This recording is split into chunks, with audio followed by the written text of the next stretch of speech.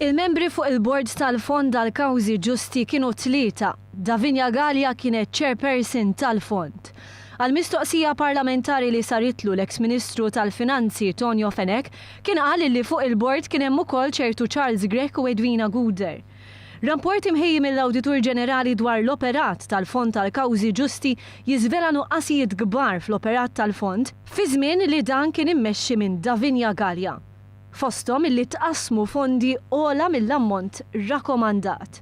Ar minn hekk il-konklużjonijiet tal-awditur juru li tqassmu fondi ogħla mill-ammont li ntalab mill-benefiċjarju stess.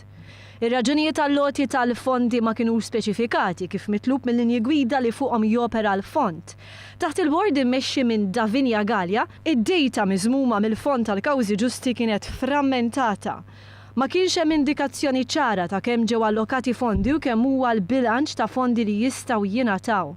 Ma kienx hemm linji gwida tal-kriterji li applikanti jridu jissodisfaw qabel jingħataw fondi. Dwar dan kollu Davinia Galea ma tikkummentax. Because at the moment, I can't. I'm not in a position to reply at the moment.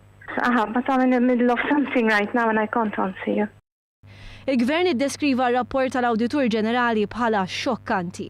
Iżda meta nhar il-ħamis l-ex-Ministru Tonio Fenek tkellem għall-ewwel darba dwar l-investigazzjoni tal-Awditur Ġenerali fuq il-Fond tal-Kawzi Ġusti, insista li l-Fond tmexxa tajjeb filwaqt li qal li hu għandu kuxjenza nadifa.